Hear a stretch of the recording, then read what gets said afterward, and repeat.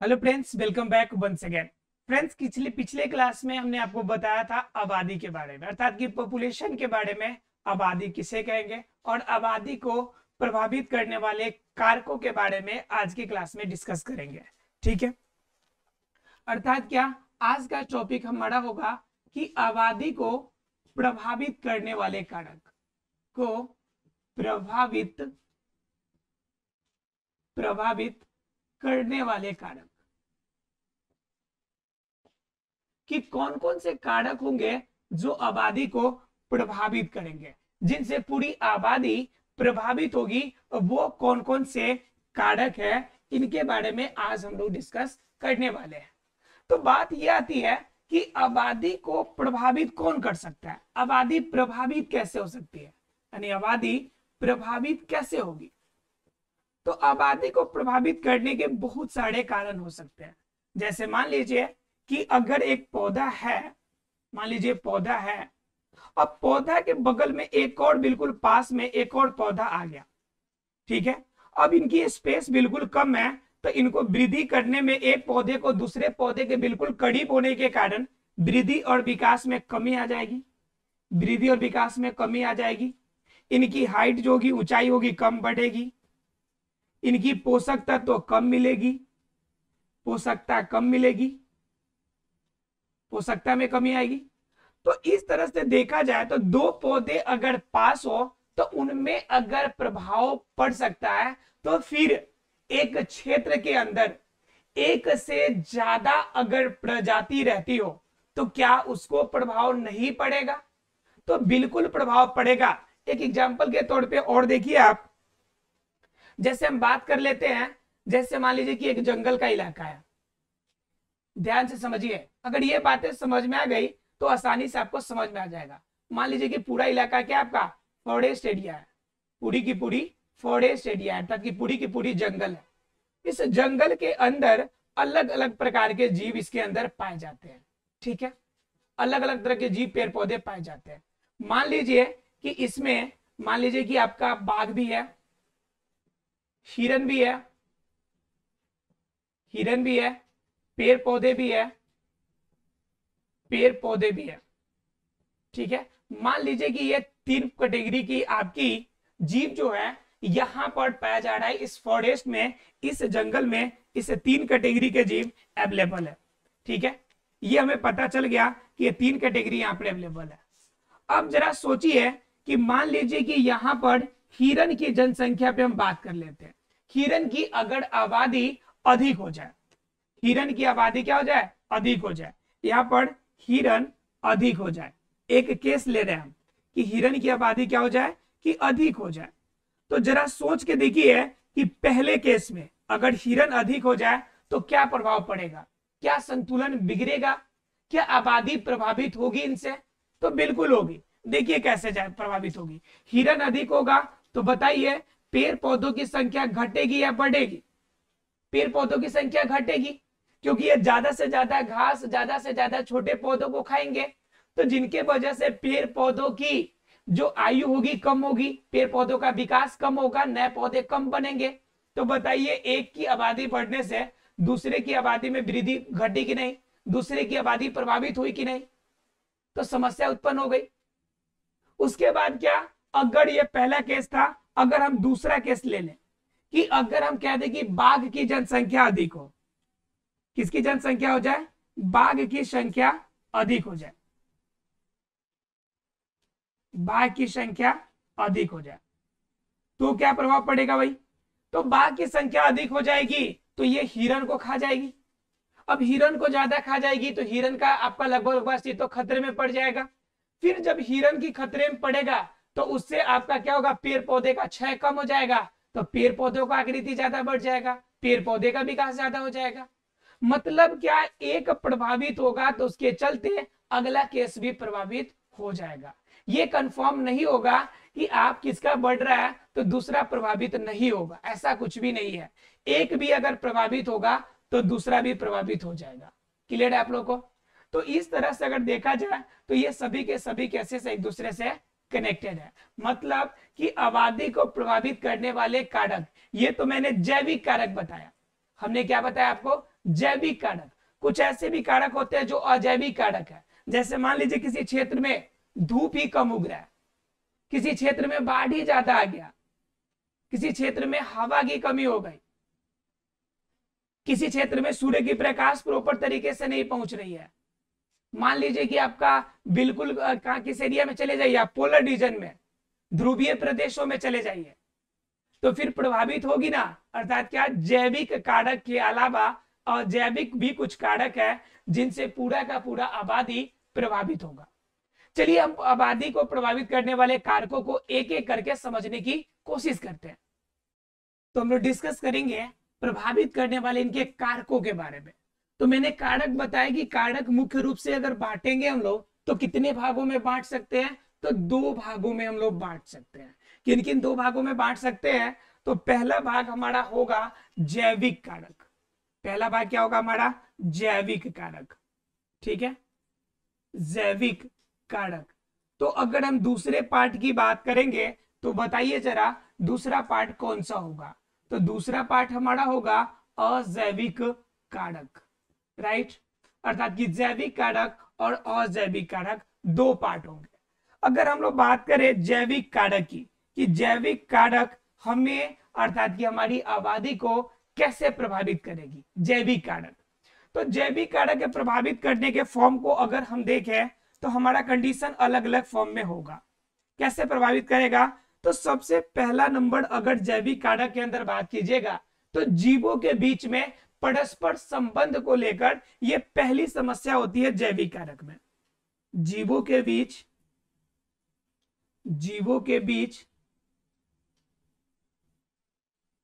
परस्परिक संबंध, यह सबसे ज्यादा प्रभावित करती है।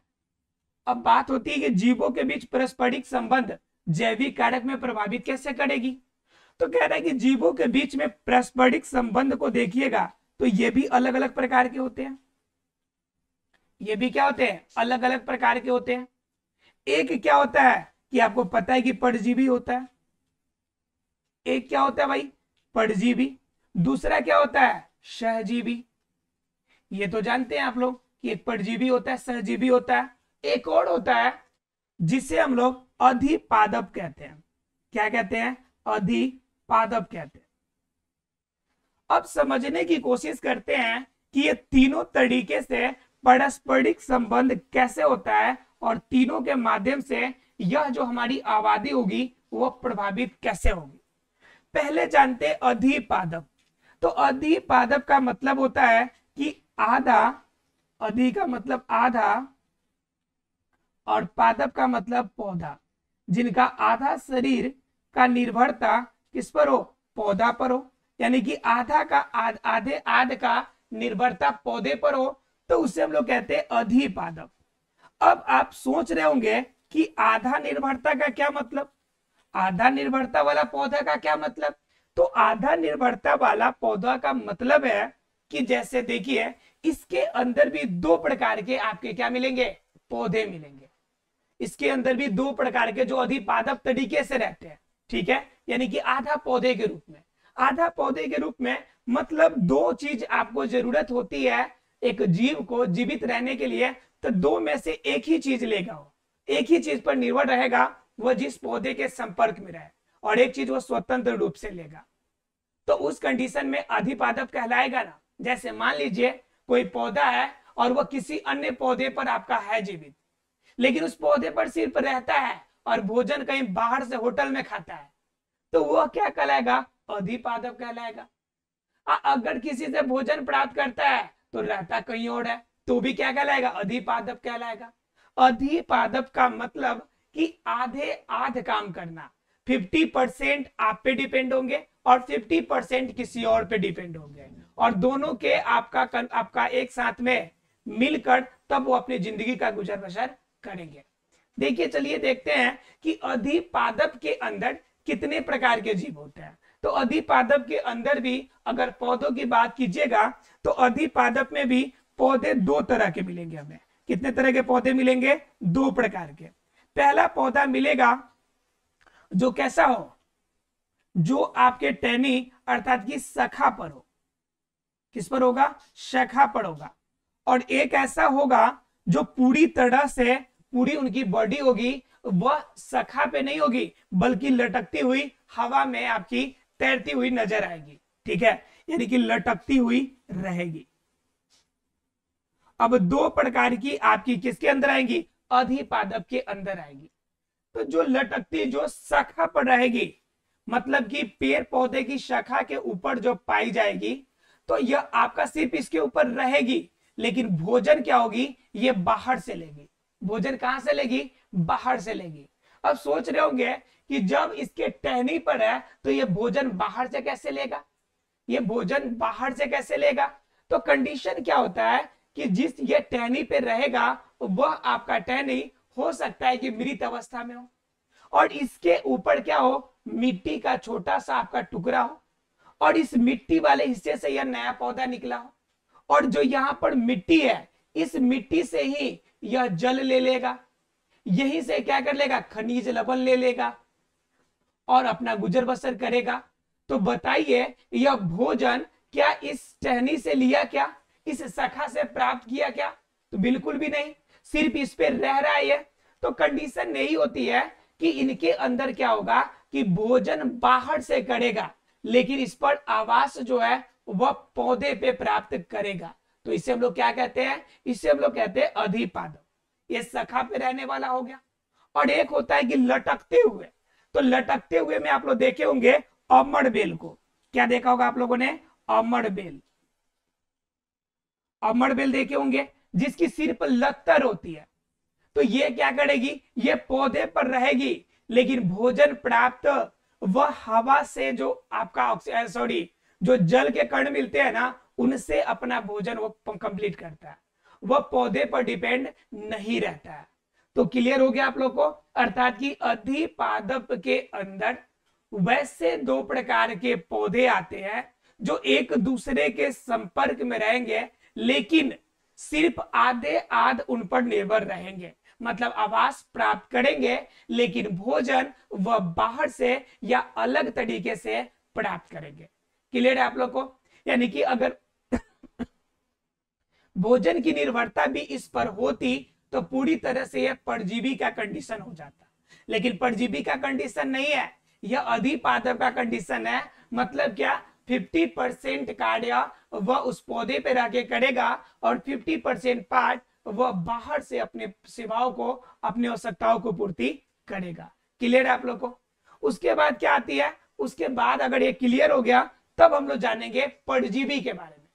तो परजीवी किसे कहेंगे, तो कहते हैं परजीवी के अंदर वैसे जीव आएंगे जो पूरी तरह से दूसरे जीवों पर निर्भर हो, जो पूरी तरह से दूसरे जीव पर निर्भर हो, दूसरे पर निर्भर हो। अब जरा गौर करके देखिए कि दूसरे पर निर्भर का मतलब क्या होता है।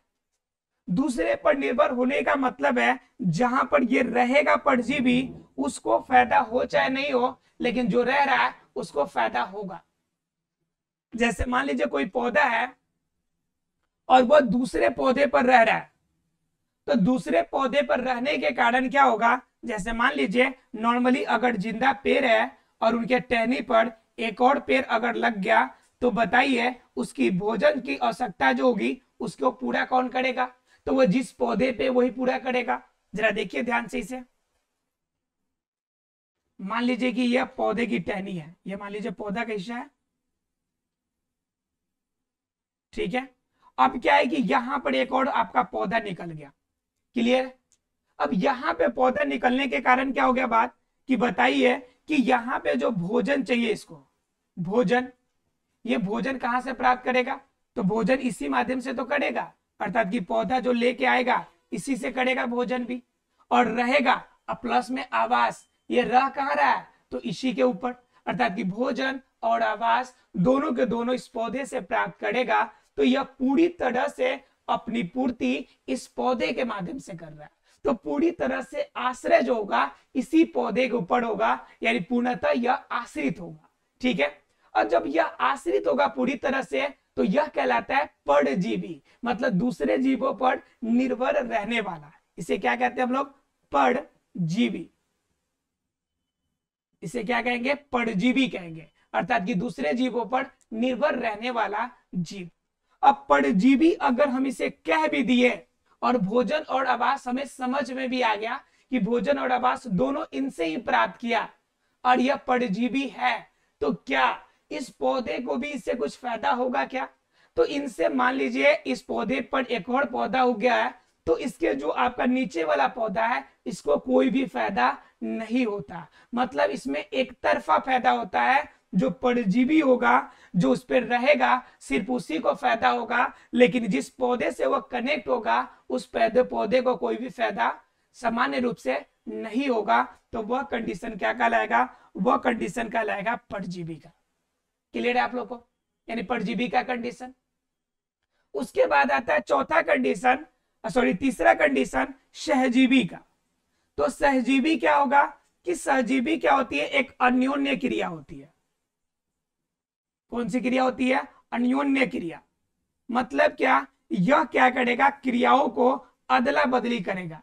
जैसे मान लीजिए बचपन में हम लोग क्लास में बैठते थे, तो क्लास में क्या करते थे कि हम लोग आपस में जब लंच बॉक्स लेके जाते थे तो किसी में अच्छी खासी सब्जी होती थी, तो किसी की पराठा होता था, किसी की रोटी होती थी।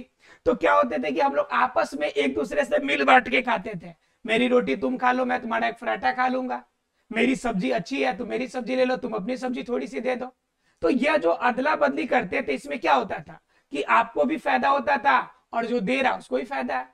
तो दोनों कंडीशन में जब फायदे होते थे तो दोनों के साथ में आपका साठ गांठ भी अच्छा बैठता था। तो सेम कंडीशन पौधे के अंदर यहां भी होती है। सहजीवी में अन्योन्य क्रिया होगी, एक दूसरे के साथ क्रियाएं होंगी और दोनों एक दूसरे से फायदा प्राप्त करेंगे। जैसे बात करेंगे हम लोग लाइकेन की, किसकी बात करेंगे, लाइकेन की।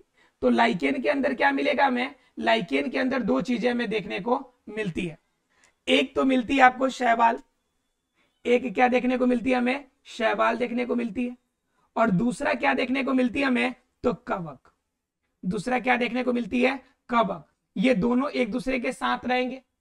अब दोनों को फायदा क्या होगा कि शैवाल के अंदर हरापन है, मतलब इसके अंदर क्लोरोफिल मिलेगा हमें। क्या मिलेगा, तो क्लोरोफिल मिलेगा जो भोजन बना सकता है। लेकिन शैवाल अकेले भोजन कैसे बनाएगा, क्योंकि इसके पास जड़ें नहीं होती है। और उधर दूसरे तरफ देखिएगा तो कवक के पास भी एक समस्या है कि कवक के पास जड़ें तो है लेकिन इसके पास खाना बनाने का किचन अवेलेबल नहीं है। तो उस कंडीशन में दोनों को आवश्यकता है, कवक को आवश्यकता है कि हमें क्लोरोफिल मिल जाए और शैवाल को जरूरत है कि हमें जड़ से कोई खनिज लवण और पानी को अर्थात कि जल को अवशोषित करके कोई मुझे दे दे। तो कंडीशन दोनों के लिए जरूरी है। जब दोनों की आवश्यकता है तो दोनों की आवश्यकताओं को पूर्ति अगर करने की बात हो गई तो इसमें दोनों को बराबर रूप से फायदा होगा। जब दोनों को बराबर रूप से जब बेनिफिट होगा, जब फायदे होंगे, तो उसे हम लोग क्या कहेंगे, उससे हम लोग कहेंगे सहजीवी। क्या कहेंगे, सहजीवी, यानी कि साथ साथ जीवित रहने वाला, एक साथ मिलकर जीवित रहने वाला आपका जीव क्या कहलाएगा, सहजीवी कहलाएगा। क्लियर है। तो सहजीवी क्या हो गया कि जिसमें दोनों को फायदा होगा, ठीक है। और परजीवी क्या हो गया कि जिसमें सिर्फ एक जीव को फायदा होगा। और उसके बाद अधिपादप क्या हो गया कि जहां पर सिर्फ 50-50 का फायदा और मुनाफा की बात होगी, लेकिन बात कैसी होगी, 50-50, अर्थात कि 50% ही निर्भर रहेगा, 50% वो अपना भरण पोषण कहीं और से करेगा। अगर रहता कहीं और है तो भरण पोषण कहीं और करेगा, और भरण पोषण कहीं और करेगा तो रहेगा कहीं और। तो ये दोनों केसेस जब होंगे तो उससे हम लोग क्या कहेंगे, अधिपादप कहेंगे। और जब दोनों पर निर्भरता समान रूप से हो तो सहजीवी का केस। और जब एक तरफ डिपेंडेंस हो, सिर्फ और सिर्फ घाटा की बात हो एक को और एक को सिर्फ फायदा की बात हो, तो उस केस को हम क्या कहेंगे, उस केस को हम कहेंगे सहजीवी। क्लियर आप लोग को। मतलब क्या कि तीन हमें क्या मिल गया, जीवों के बीच अन्योन्य क्रिया, यानी जीवों के बीच में पारस्परिक संबंध में हम लोगों ने तीन केसेस अभी तक समझे। अब इसी में एक और आती है आपकी, ये तो हो गई जीवों के बीच पारस्परिक संबंध, यानी कि पौधे पौधे की बात हो रही है। लेकिन बात आती है क्या जैविक कारक के अंदर और भी कोई आता है, तो एक और आता है जिसमें पेड़ पौधे और जीव के बीच में परस्पर संबंध की बात हम लोग करते हैं। जरा उसे हम लोग समझ लेते हैं। तो पहला समझ में आ गया, जीवों के बीच परस्पर संबंध, इसमें 3 केसेस। ठीक है, अब जरा बात करते हैं जैविक कारक के ही दूसरे पक्ष को। तो जैविक कारक के अंदर दूसरा पक्ष कौन सा मिलेगा हमें, वो जरा समझिए आप। जैविक कारक के अंदर ही दूसरा पक्ष हमें क्या मिल रहा है, वो जरा देखिए।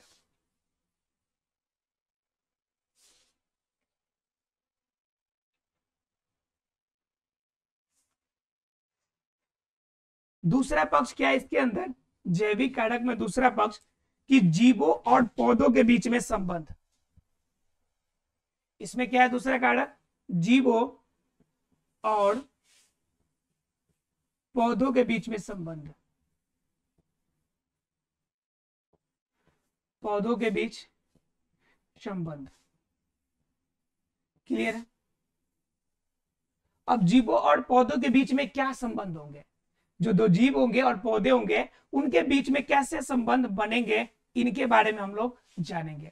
तो जीवों और बीज के बीच संबंध के भी अलग अलग केसेस है। जैसे अगर पहले केस की बात करें तो पहला केस होता है आपका, इसके अंदर भी उत्पादक और उपभोक्ता का केस, उत्पादक और उपभोक्ता का केस।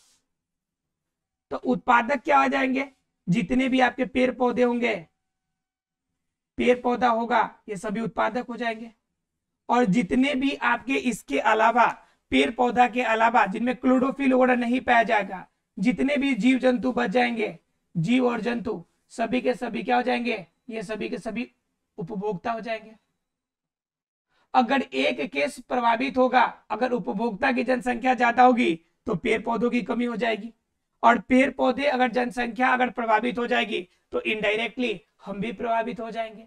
मतलब क्या, किसी की भी जनसंख्या कमेगी, घटेगी या बढ़ेगी तो हम दोनों एक दूसरे से प्रभावित होंगे। क्लियर है आप लोग को? तो यह आपका पहला हो गया उत्पादक उपभोक्ता। दूसरा नंबर क्या, अगर जीव है तो उनकी वजह से, अगर शिकारों की बात की जाए तो जीव, अगर शिकारी जीव है तो शिकारी जीव और आपके क्या हो जाएंगे दूसरे केसेस में। ठीक है, यानी कि जीवों के जो परभक्षी होंगे उनके लिए समस्या होगी कब, जब उनके बीच में संतुलन बिगड़ेगा तब। तो परभक्षी में संतुलन कैसे बिगड़ेगा, जैसे मान लीजिए हिरन की संख्या अगर कम जाती है, हिरन की संख्या कम हो जाती है तो बाघ के लिए खतरा उत्पन्न हो जाएगा, बाघ के लिए क्या हो जाएगा, खतरा उत्पन्न हो जाएगा। तो यह परभक्षी जीवों के बीच में भी समस्या उत्पन्न होती है। मतलब क्या, सीधे शब्दों में देखें तो पौधे और जीव दोनों एक दूसरे के लिए आपका लाभप्रद होते हैं। जैसे मान लीजिए कि अगर परागण क्रिया करनी है तो भी मधुमक्खी के माध्यम से हो जाता है, तितलियों के माध्यम से होता है, तो पौधे के लिए फायदेमंद करता है ना। अगर ये नहीं रहे तो पॉसिबल नहीं है, समस्या उत्पन्न हो सकती है, पर परागण होगा ही नहीं। तो ऐसे बहुत सारे केसेस हैं जिनमें पेड़ पौधे और जीव आपसी संबंधों के साथ क्रियाओं को करते हैं और अपनी आबादी को सामान्य रूप से रखने में मदद करते हैं। आशा फ्रेंड्स कि जैविक कारक की पॉइंट आपको क्लियर हो गई होगी। अगले क्लास में हम लोग जानेंगे अजैविक कारक को, यानी आबादी को प्रभावित करने वाले अजैविक कारक को। मिलते हैं अगले क्लास में, तब तक के लिए thank you very much friends.